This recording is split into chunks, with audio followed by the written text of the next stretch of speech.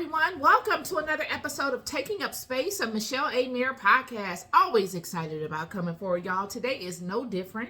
Today we're going to be speaking to the woman, you guys, because we are embarking upon the book of Revelation. Super excited about that. And in order to really get a real fundamental understanding of the book of Revelation, we have to know the players. And one of the main players in the book of Revelation is this woman.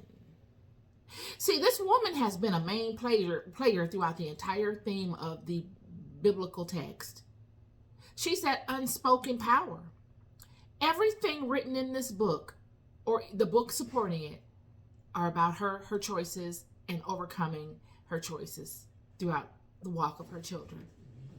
Everything in this book has to do with those that God put in charge to guard certain aspects of God's creation, certain pathways, or even to guard the children and protect them in general, defied the law of God to be with her, to partake of her, the Eves of the world.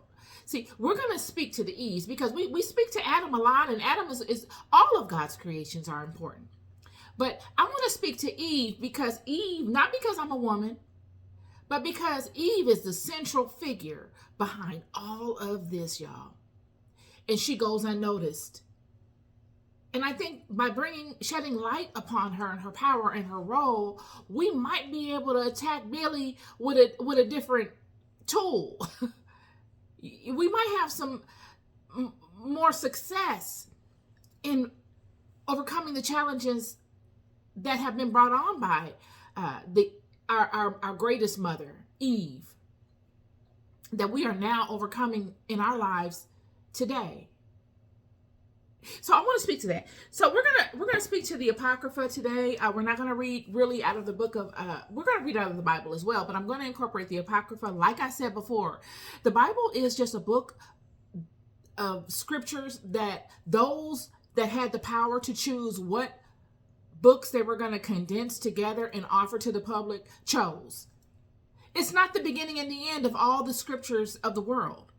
There are other scriptures out there just as relevant, just as mighty as the texts that are written in the Bible, just as factual. They just aren't condensed in the books that we call the biblical canon. The apocryphic texts are an example of this. These are books that were found as well that support the biblical canon, but they are not completely exactly mimicking the biblical canon. They are in their own right independent in a sense of their ability to interpret scripture. The apocryphal text will give you a more vibrant, a more robust understanding of what's going on in the biblical canon. The Bible gives you top and bottom. It doesn't really give you in between. It just gives you top notes. Whereas the apocryphal text will give you all of that in between so that you can actually understand what's going on. It's kind of like somebody coming to you and telling you, Jim quit his job today. Jim been working there 10 years.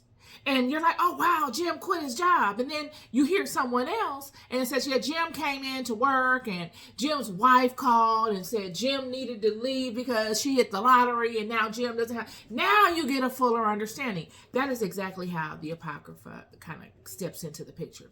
So we're going to read from the book of Jasher because the book of Jasher is one of the only books in the apocryphal text, as is Genesis chapter 2. One of the only books in the biblical text that speak to Eve's introduction to the scene. It speaks to the creation of Adam. It speaks to the introduction to Eve. And what makes this book so interesting, the beginning of the book of Jasher, which speaks to the creation of Adam, it starts itself mid-sentence, it seems. It's not as if it starts like the Bible does when you see at the creation of Adam. It doesn't start in a standard form sentence. When you see in the chapter 2 of Genesis, it's continuing on from chapter 1. And the sentence begins, thus the heavens and the earth were finished and all the hosts of them. So it's a continuation of something that was spoken to before it. Yet in the book of Jasher, it's not a continuation, friend. It just starts with as if something came before it that's missing. It starts with, and God said, let us make man in our image after our likeness. And God created man in his own image. Doesn't it seem like there was something before that? And God said, as if God said something else before that? Because in order to say, and God said, there must have been something said before to add the and portion of things, which is let us make man in our own image and in our own likeness. But I said that because I'm going to lead somewhere with this. Book of Jasher, chapter 1. And God said, let us make man in our image after our likeness. And God created man in his own image. And God formed man from the ground and blew into his nostrils the breath of life. And man became a living soul endowed with speech. And the Lord said, it is not good for man to be alone. I will make a helpmate for him. I want you to underline that. Okay? A helpmate for him. Okay? A helpmate for him. A helpmate. And the Lord caused a deep sleep to fall upon Adam, and he slept, and he took away one of his ribs, and he built flesh on it, and formed it, and brought it to Adam. And Adam awoke from his sleep, and behold, a woman was standing before him. Well, isn't that something?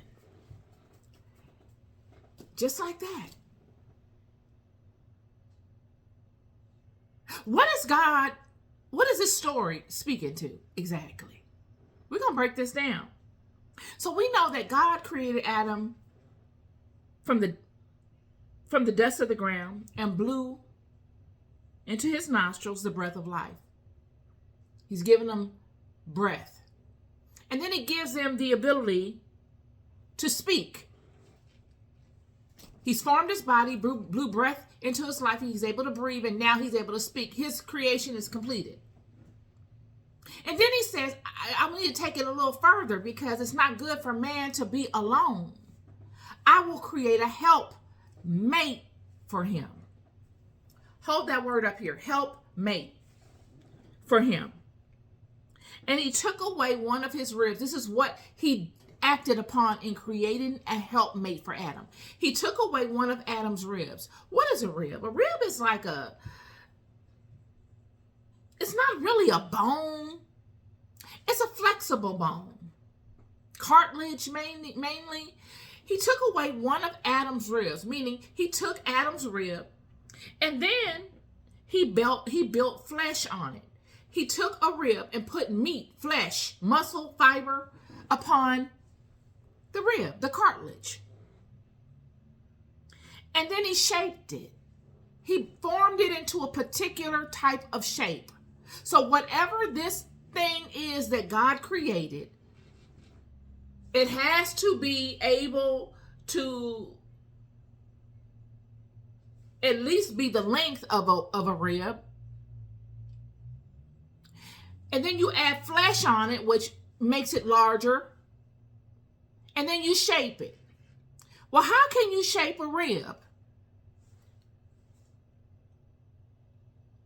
outside of anything of the rib's natural shape? So if you know what a rib looks like, you can envision, okay, God, I can envision what this thing would look like with meat packed around it, flesh on it, and formed in a nice little shape that makes it look appealing. This is what God created for Adam as a helpmate. Now, directly after this, it says, he built flesh on it and formed it and brought it to Adam. So now he brings it back to Adam and puts it on Adam's body, all while Adam is asleep. And Adam awoke from his sleep, and behold, a woman was standing before him. And he said, this is bone of my bones, and it will be called woman, for this was taken from man, and Adam called her name Eve, for she was the mother of all living. And God blessed them and called their names Adam and Eve. In that day he created them, and the Lord God said, be fruitful and multiply and fill the earth. What does that sound like to you? To me, it sounds as if God created a reproductive organ for Adam, because it wasn't good for him to be alone. He gave Adam a reproductive organ, and we all know what a male reproductive organ is. That's what he created for Adam. And after he made Adam capable, because God doesn't give you anything prematurely, after he made Adam capable with this reproductive organ to reproduce so that he can have help tending to this garden, he can multiply himself tending to this garden, he put that which would allow him to facilitate such things in front of him, which was Eve. So it's fair to say Eve was not created in this particular portion of the story. Eve had to have been around prior to this portion of the story. Could it have been that Eve was that conversation before this story began? And that is why this story starts with, and God said, let us make man in our own image and after our likeness. And God created man from his own image. These are words, these are thoughts, these are things that we need to think about. Because, friend, nonetheless, Eve is here. And they would procreate. Yet what will happen is, and this is the meat of the conversation, Eve would be in the garden doing what she was supposed to be doing, and Adam is doing his thing. And these angels of the garden, these cherubim, because cherubim are angels, these seraphim, cherubim, they are angels. They would defy their rank. They would go against their own rank, their own calling, to align to the Eves of the world. What do I mean by the Eves? Well, we all know that Eve is the woman, the feminine aspect, Adam's mate. But we also know that the garden is feminine, friend.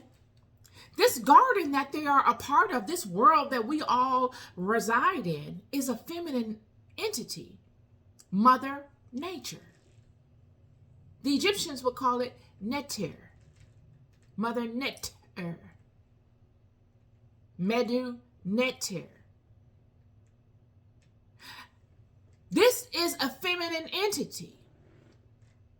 And these angels, who were heavenly beings,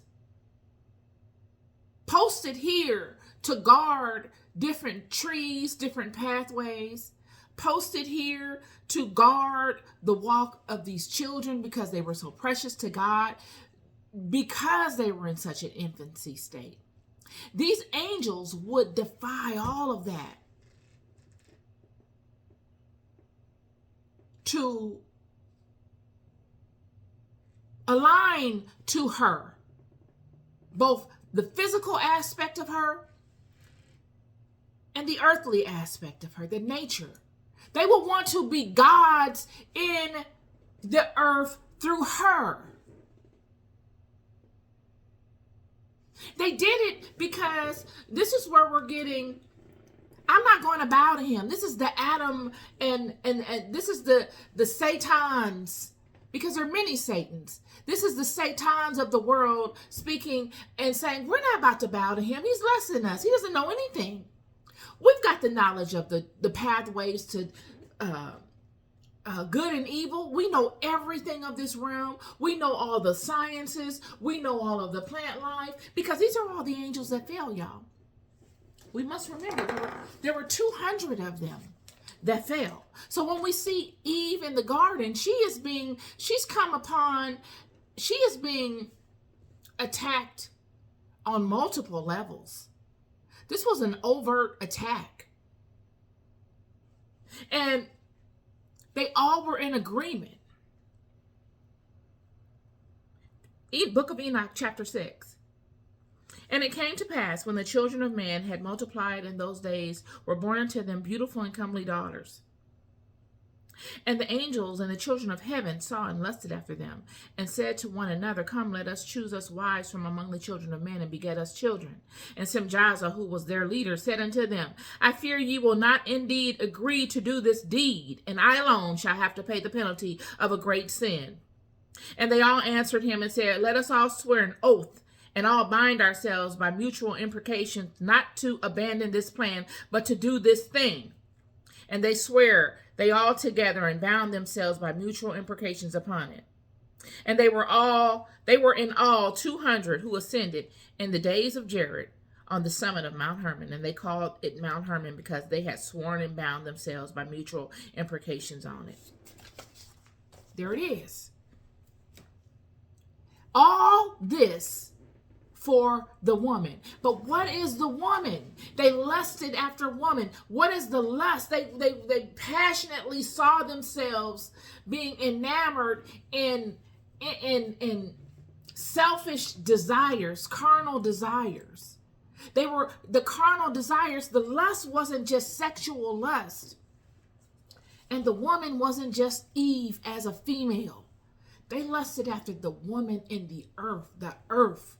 They wanted to be gods in the earth. This is metaphoric on a lot of levels. They wanted to be Adam. God gave Adam Eve as a gift. He gifted Adam with Eve. Eve was already in existence. Eve knew things that Adam didn't know, and she would be able to assist him. And they were both in unison. This is no greater than and less than. I'm bringing to the table her strengths because nobody speaks to it. They were a team. And all of these guards to these powerful trees, all of the verticals in the earth that Adam would need to utilize to become a god, these angels were the guardians of. How do I know that? These angels were the guardians of these trees because Azazel taught men to make swords and knives and shields and breastplates, and made known to them metals and the art of working them. Semjaza taught enchantments, root cutting. Amaros resolving enchantments. Baraki taught astrology, Kokabel constellations. Ezekiel the knowledge of the clouds. Arakiel the signs of the earth. Shamshiel the signs of the sun. Sariel the course of the moon. This is everything having to do with the world. And to be able to dominate this world. All of these angels were the gatekeepers to this knowledge. So Adam, being whole in the beginning, stood in truth and integrity and was able to control these angels. But what they did was, because of the wisdom of the serpent, he devised a plan that would undercut Adam's confidence in himself and Eve's.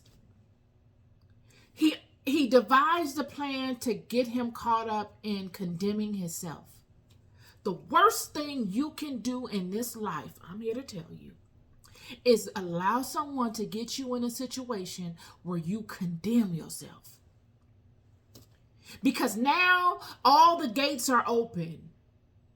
And all of these spirits can come in and dominate you. And you will forfeit your crown. You will give your crown away.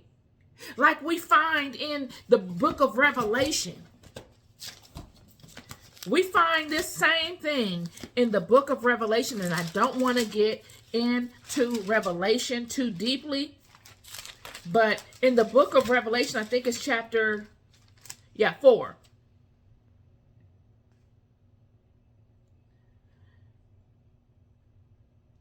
Verse 10. The 24 elders all sat before him that sat on the throne and worship him that liveth forever and ever, and cast their crowns before the throne, saying, Thou art worthy, O Lord, to receive glory and honor and power, for thou hast created all things, and for thy pleasure they are and were created. They've given their crowns. This is symbolic to giving my power. I give you my power. This is the same thing that Adam did. This is the exact same thing that Adam did when these entities came upon him. It came upon Eve. Eve made the decision. She fell. She gave it to Adam. Adam fell. They both knew that they were naked. They were ashamed. They hid themselves from God. They don't find themselves worthy to stand before God anymore. They have condemned themselves. And now these entities have power over them. They don't feel like they have another alternative. They've lost the covering, that power, that source of power that was innate within them. And so now they feel like they got to make a deal with these other low-level entities to get that type of covering. This is the game. The game wasn't for Eve. They wanted Eve. Eve was the goal. Eve was Adam's gift. Eve is Adam's biggest blessing. Because Eve can face this. Adam, this is why God created Eve in the first place. Eve is Adam's shield. In a sense, spiritually, not physically. Because Adam is Eve's shield physically. She is his shield spiritually. No one can cover him like Eve. No one can contend on the level that needs to be contended upon spiritually against these entities but Eve. It is through her senses. It is through that which she was created that she can feel her way through in dealing with these entities.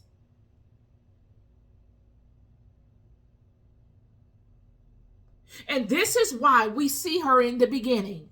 This is why they came to her. They needed to partner with her. Why didn't they just, if they didn't need to partner with her, and I'm over here just trying to make it seem like women are this and that, why didn't they just grab her up and rape her?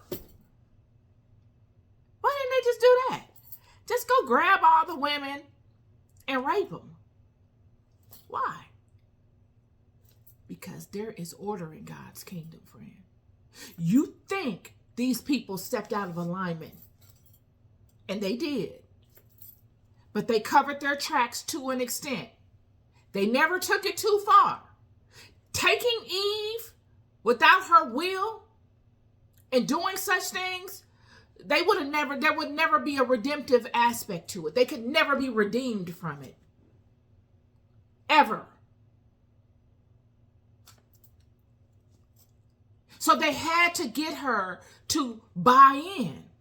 And how did she buy in? She bought in because she was impressed. She bought in because she allowed them in her ear and she saw them. This is a recipe right here. I'm giving you some game. Sometimes you got to put people on mute, friend. You got to ignore them. The most powerful thing you can do to anything in this realm is to ignore it.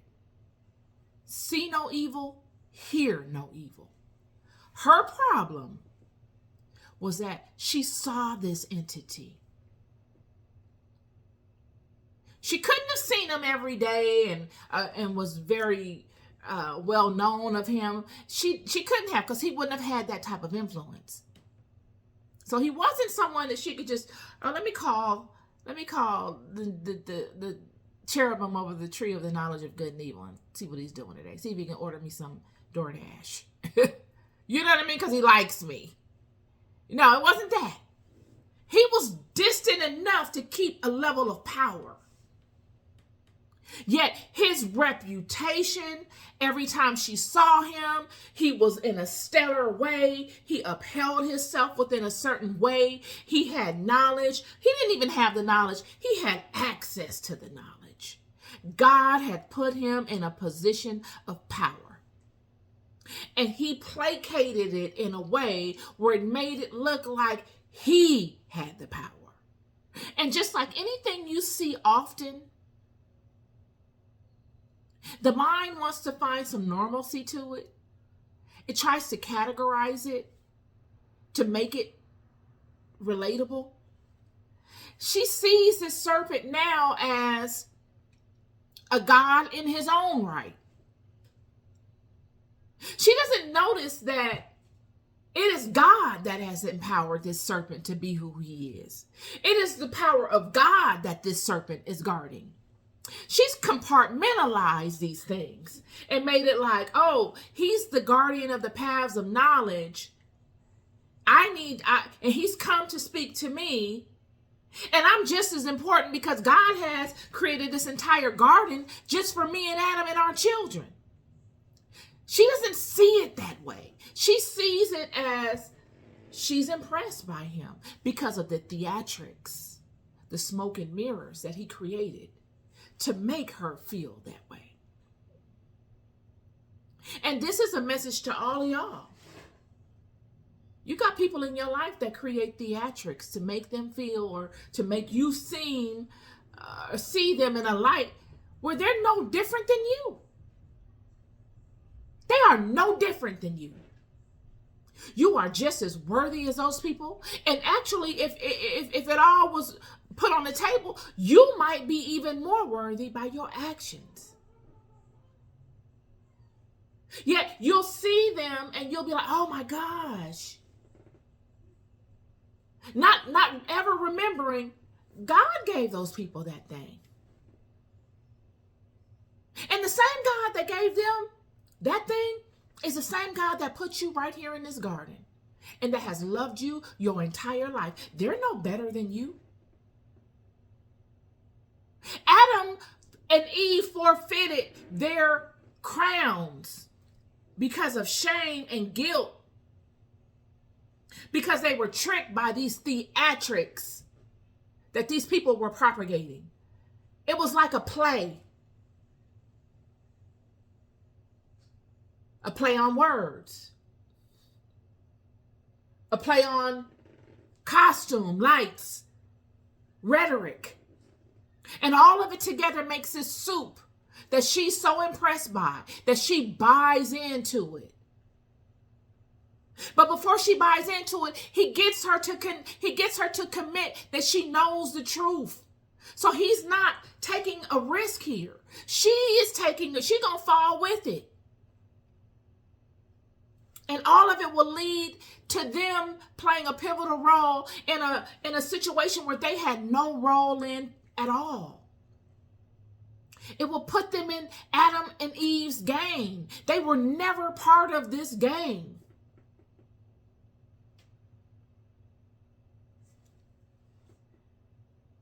And it snowballs, and Adam is part of it, and they get cursed. And now they are saddened because they are cursed. And this serpent is capitalizing on all of these curses because this serpent has a remedy. He has the key to all the paths, to the solutions to all of their problems. He's the guard.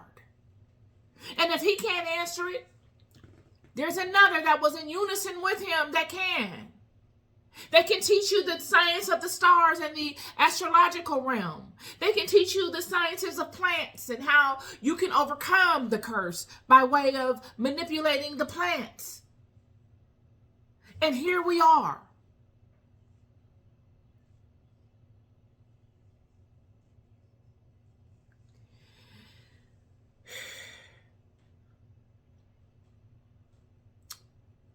And I bring all this up because we're getting to Revelations, y'all. We're coming into the book of Revelations.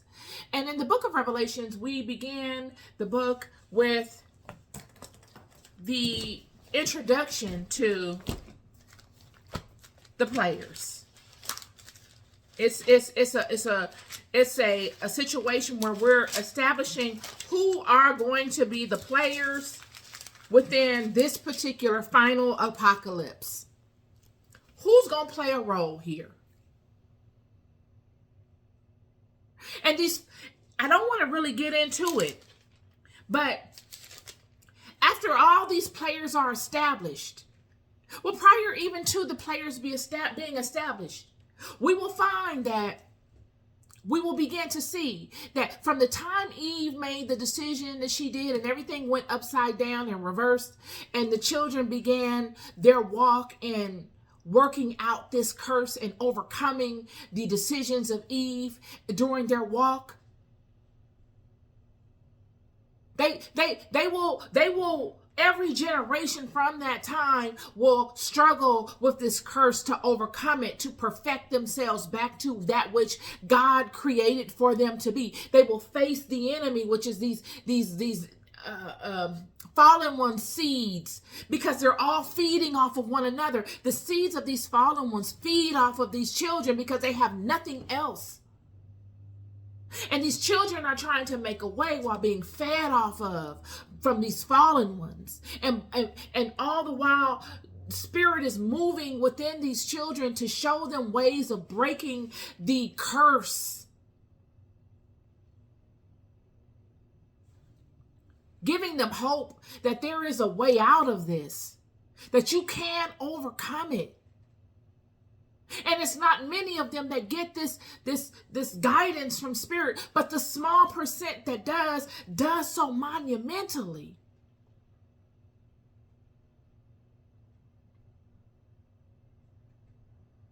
And we have in the book of Revelation, these 4 and 20 elders, which are all of the, in my opinion, all of the heads of the tribes. These 12 tribes, the fathers and the mothers of each of these houses are sitting and they're saying, who is worthy to open the seal? We've come to a point of reconciliation, y'all. We are at a reconciliation point. And you mean to tell me out of all of these walks that we have had along the way, up until now, all of your life, you have been walking this walk and you have not pondered God within you. You have not taken the time to be inquisitive to the voice that is speaking in you and leading and directing your life. You haven't paid attention to you enough to step forward and even try to open the seal.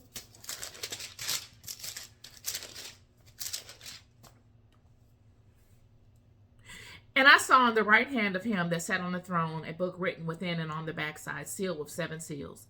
And I saw a strong angel proclaiming with a loud voice, who is worthy to open the book and to loose the seals thereof?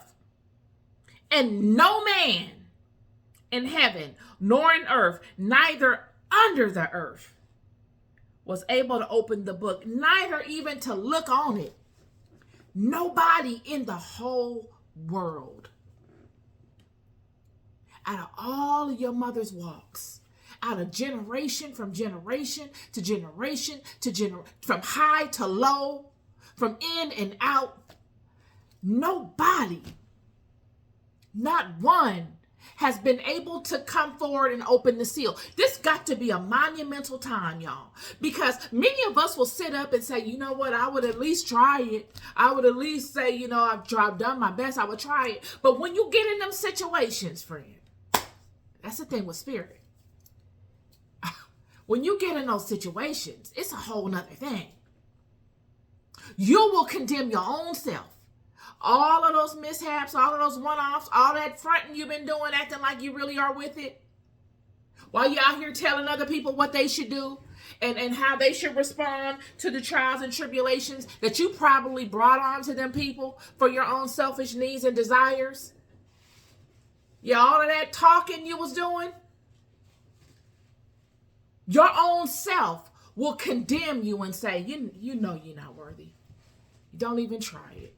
Don't even, you need to be over in that room begging for mercy with the rest of these people, because you're not even worthy to enter the circle. You're not worthy to even enter the room. You can't even look upon that direction.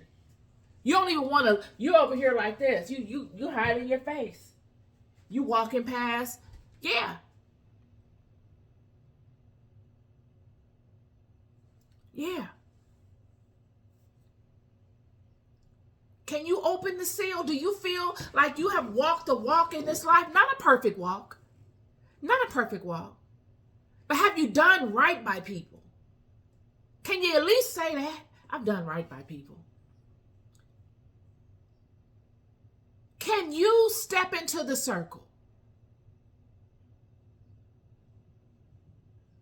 And if you can't, you should try to immediately pivot and do it. Period. Because for this book to speak to nobody in the whole place, the whole planet, y'all, nobody was able to open the seal. Nobody was able to come forward and even try and say, I'll try. And look, it says nobody was able to open the seal. No man in heaven nor earth, neither under the earth, was able to open the book. And then it goes and says they wasn't even able to hold themselves worthy to look at the book. This is the shame of Eve. This is the shame of the mother. This is the shame of Adam. Adam, these people have come upon you in your own house and made you a slave, friend. This is your house. They have taken your woman. They took your bride, friend. They have taken your bride. And they have made you turn against her. Your bride, your Eve, is the biggest blessing you have in this world. Without nature, without Mother Nature, this world is hell. Without the pristine waters, without the sun shining, without the beautiful flowers, without the breeze, without the beautiful trees, without the grasses, without the waterfalls, the oceans, this is hell. Without the mother, without the woman, without your helpmate, you can do nothing. These are words of reconciliation, y'all. We got to come and reconcile some things. Yet when she comes forward and tells you things of character, things worthy for kings, you do not want to hear it. You attack her. And she is a gift from God to you. Strictly for you. God created her for you. Because God loved you so much. He put you right here in the middle of a garden of her. This is she. You are in the midst of she. Everything you see around you is her. And these entities, these angels that were here to support it, saw the benefit of it more than you and looked to replace you. They looked to discard you. They didn't see you worthy enough for her. For her, friend. The war is not on Eve. The war is on her seed. Why her seed? Because she was programmed only to receive one seed. Yet she can receive whatever seed she desires. But God set it up so that there was no other seed in this garden besides Adam's seed that he ordained to mate with her. Period. Adam didn't have any competition.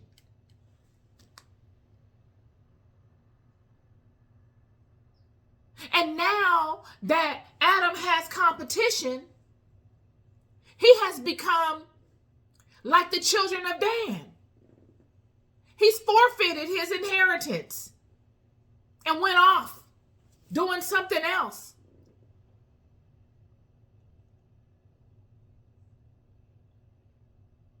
And he can't seem to put his crown back on because he has been wounded in his head. He has been wounded. He can't seem to overcome the guilt. And the guilt has multiplied itself so much that what is wrong seems right, and what is right seems weak.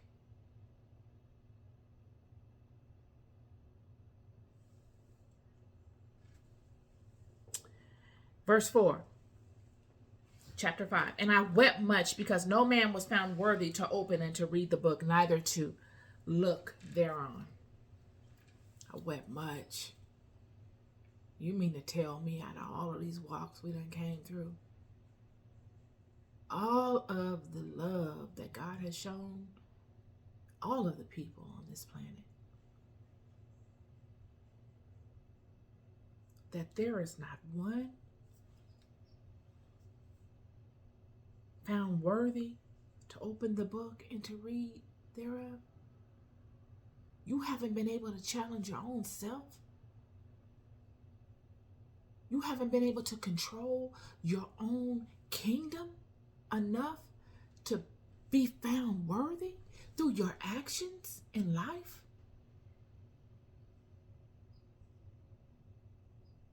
You ain't been able to control yourself enough to live a worthy life, to be able to be found worthy to open one of the seals, friend. To even come into the environment, to be privy like David was when he came into the environment and saw what was going on amongst Goliath. You don't even see yourself worthy to come and check it out.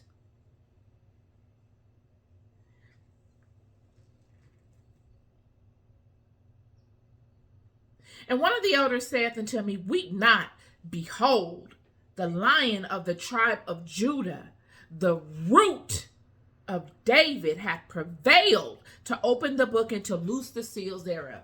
Woo! Come through. The king always come through, friend. It will be through the line of David, the Davidic line, the root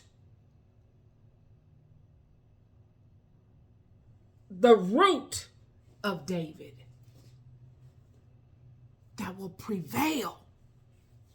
He will overcome. He will face all of the adversity through lifetimes, through generations. This line will be built up in facing adversity because it's not a one lifetime thing.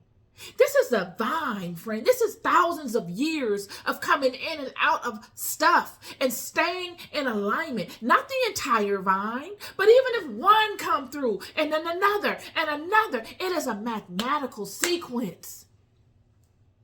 It builds it up so that when we get to the end game,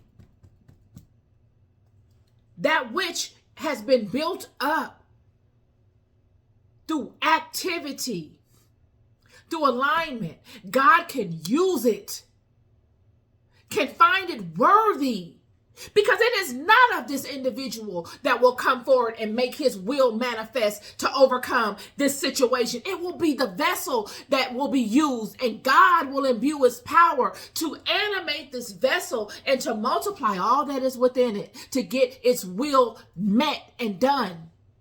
Yet it must find itself worthy. It's got to be perfected and set up in a way where it can contend. You don't just get to a situation like this and you're like, oh, well, yeah, let me go down here. And I saw it on the news. There's a spaceship downtown. Let me go downtown and check that out and see what's going on. Oh, yeah, God's counsel is here on earth and he's rectifying everything. I think I can do it. I think I can open the seal because I want to make a name for myself and I want to look right and I want everybody to know it was me. And this ain't that. Because that's what a lot of us are used to. A lot of us are used to the pageantry.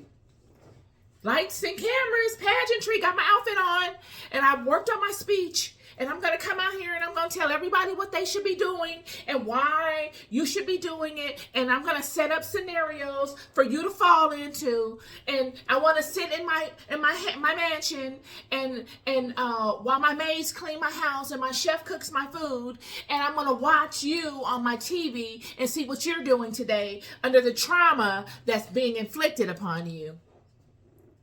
For real. We see it on the news.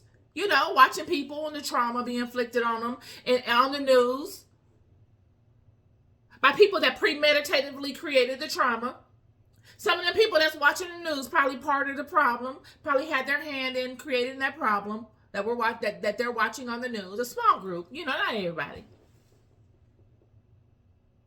But when the real deal comes, they're not gonna be nowhere to be found. I want to hear all of the beautiful solutions then, because then it's going to be really what is truthful, the stuff you can't manufacture, the stuff money can't buy, the real stuff of this life, friend. The reason why we're here, the main reason why we're all here, why God created this garden, why mother is so prevalent here still, nurturing and nourishing her children.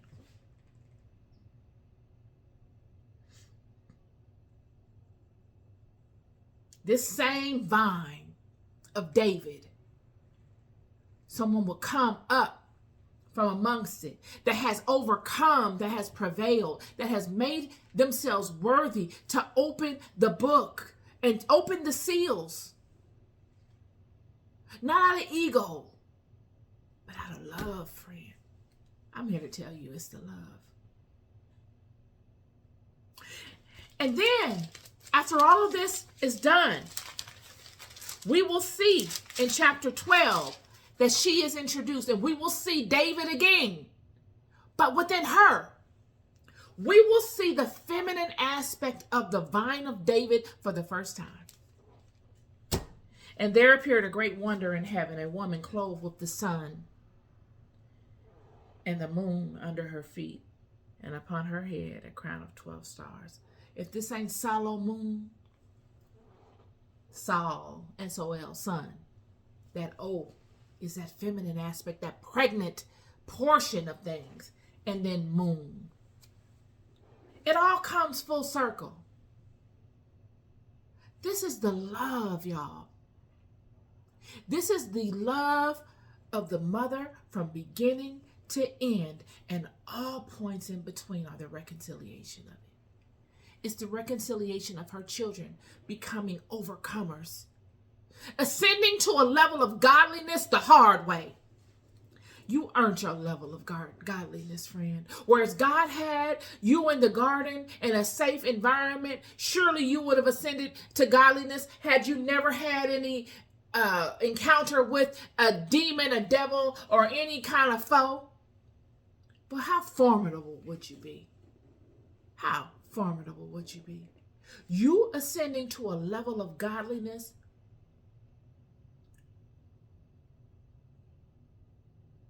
under the constraints you've been under?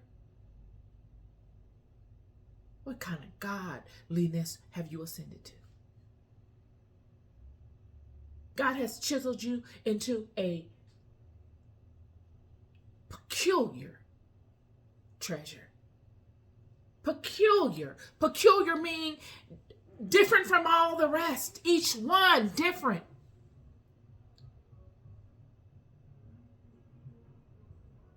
As I said before, there are many gods. Nurseries of gods. As the garden was a nursery for Adam and Eve to ascend to godliness. A lowercase God, G, God. But the path that they took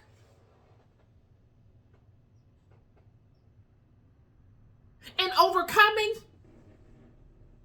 that which was there to destroy them has made them a capital G God.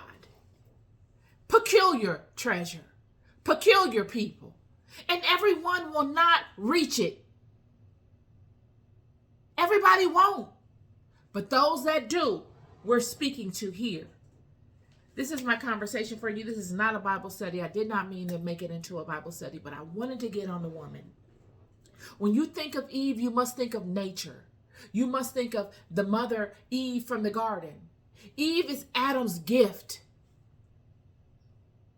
Yet Adam has forfeited all of his power. Where are you, Adam? Eve is your biggest ally, friend. But Eve is not going to come upon you and pacify you, friend. Because Eve has had to face her truths. She's had to reconcile her own books, Adam. And it was hard for Eve to do such. It's a very difficult situation. So, you being her physical shield, she cannot pacify you, Adam. She needs you to rise up and come and see a thing where you can see a profit from. Rise up and not look at her as your enemy when she tells you to rise up. Stop being so afraid.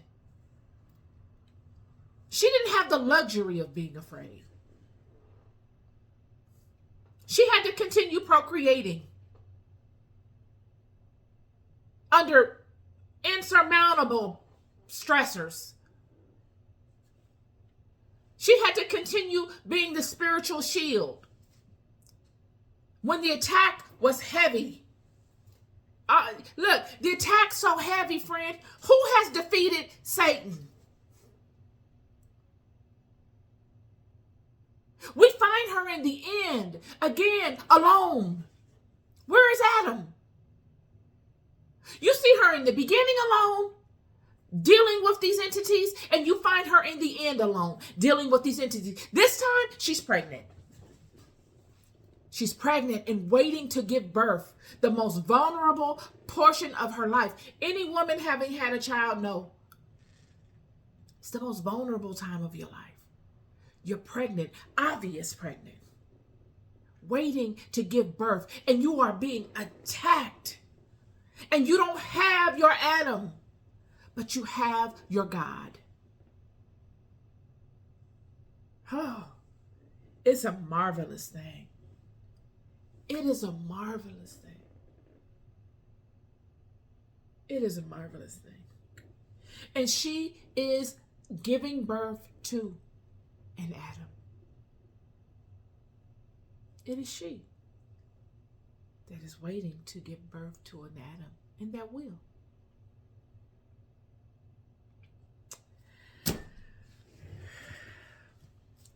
You love more than you'll ever know. I don't want anyone to think, I gotta say this, don't want everybody to think, oh, she's knocking men and she doesn't. I love men. I love y'all. I shouldn't have to say that. But we got to establish some things, because I don't hear anyone speaking to the feminine. I hear people saying the mother and the this and the that, and all of that is great. But I don't hear really anybody going in on it. Even if I didn't go in on it, I gave some sort of form to it. And even if you don't believe this biblical story, because you know what, y'all, some of these folks don't believe it. A lot of these stories overlap one another, and I can understand. The story of Jesus overlaps the story of many of past stories on this planet. A lot of these stories we find in the Bible, we find these characters all over the planet, friend. But I'm here to tell you, I was downtown LA last week, and I saw these buildings, and I said, darn, these buildings look old. They look old. They're those older buildings, look like Venetian kind of stucco design. And then you look online and you see all kind of stuff about resets and all kind of stuff about that. You've seen kingdoms come and go. You've seen God's rise and God's fall, friend. Somebody's in control of this. So whether you believe in this particular system, or you believe in Allah, or whatever it is you believe in, I'm not here to dispute you. I will not ever sit up and waste my time and discuss something as ridiculous as that. There come many paths, but you must choose one. And that's all I'm saying. But there is a method to this. There is a hierarchy at play here, friend, that every knee gonna bow to. You don't have a choice. We must keep that in mind. And all of these stories, all of these sequences of events, all that we speak to in the Bible as it relates to Adam and Eve and the serpent and all of the wickedness and all the highs and all the lows of these children,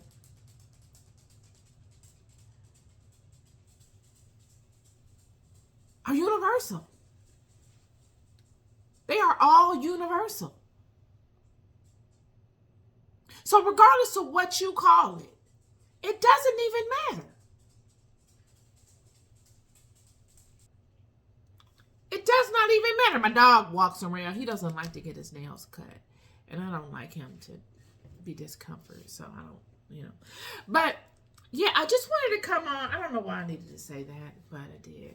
I just wanted to come on with my podcast. This is not a Bible study. I done turned this into a full-fledged Bible study. I wanted to come on with this and speak these things to you guys, because I know that these are things that I see a lot amongst people, where people say, oh yeah, I don't believe in the Christian way, and I don't believe in that way, and I don't believe in this way, and I can relate. I look, at the end of the day, all roads, look, I'm not even about to get into that. You must know that God loves you. You got to know it. I don't care if you are in the middle of nowhere and you're in the middle of an island and you've never had a Bible. God does not love you any less because you never cracked open a Bible and you've never said the name Jesus. I'm not about to sit here and lie and say that I don't believe that.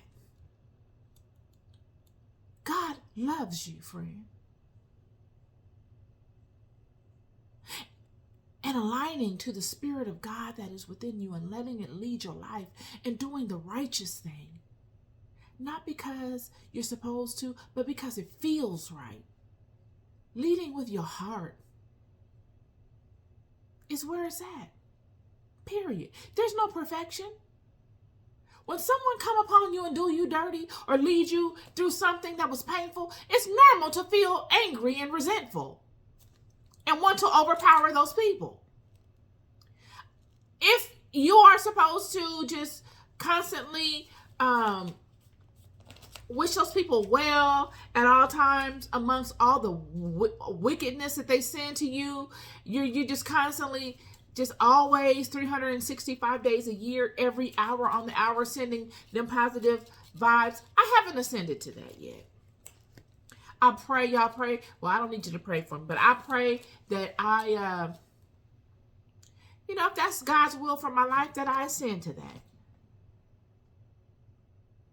But really where it's at is doing our best by one another, loving one another, doing unto one another as we would want someone to do unto us. Thinking independently, moving independently, and moving as a unit with those that you share the same goals and ideologies with.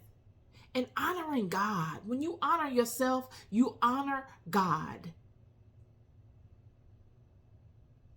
Being humble enough to let someone correct you when you're wrong. Do you know how many times people have corrected me? Do you? I can't even count it. I get chastened by God. I'm currently going through a chastening. I don't know if it's by God or by people, but God is allowing it.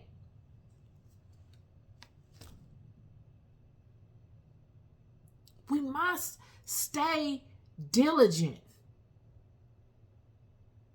and do what we say, not try to be popular and do things to one another for position and title. God is the grantor for a position and title. God is the humbler of people. Period. And God does not need you to go and do wickedness to people to try to prove them. That is the enemy.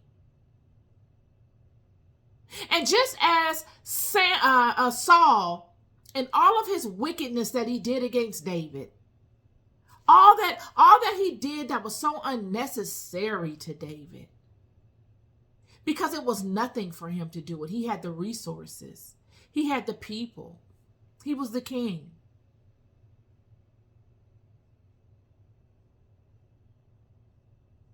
All that he did went and affected him. It affected his own line.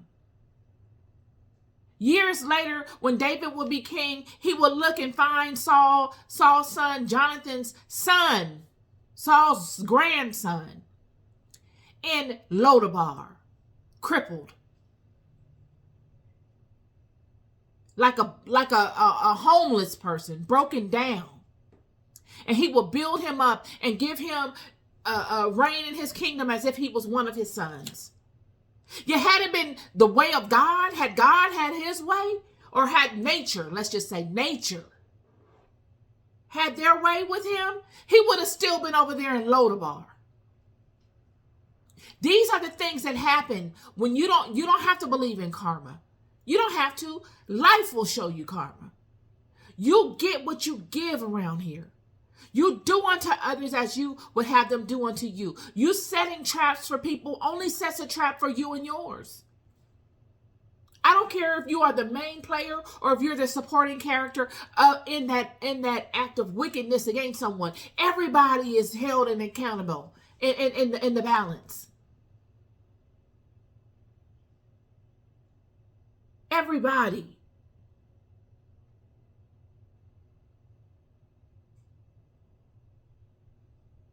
So it does matter how we treat each other. It matters what we do amongst one another. Lodabar, for y'all that don't know, is a place you go to when you're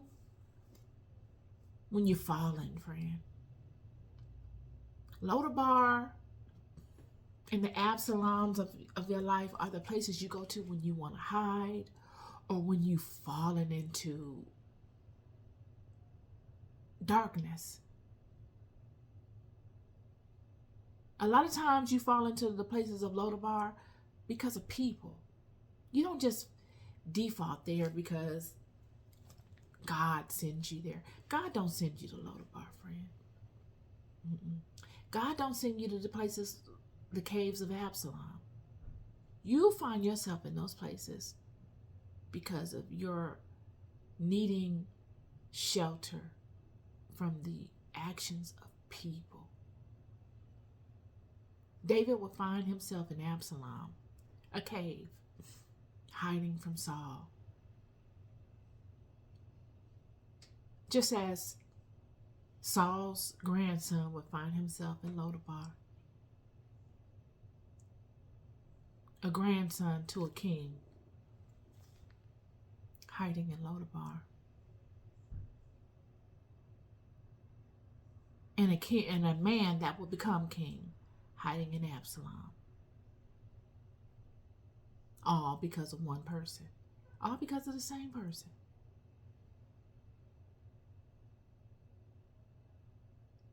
The biggest sin, in my opinion, in this life is the sin we have against one another. Because it ripples into other lives. It ripples into many different directions. I would not ever want to be someone that stole another person's joy. I wouldn't want no parts in it. I don't care if you offered me $1 billion and said, here's $1 billion. Let's be okay with me doing this, be a part of this. I wouldn't take it. There's no way I would take it. These are the cardinal sins. Stealing somebody's joy. That's one of them.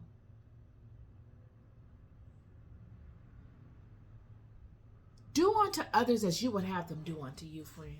It's very simple. But when ego gets involved, it becomes very difficult. I don't want to go on and on and on. I've said enough today. We're loved more than we'll ever know. Be good to yourselves and be good to each other. Peace and love.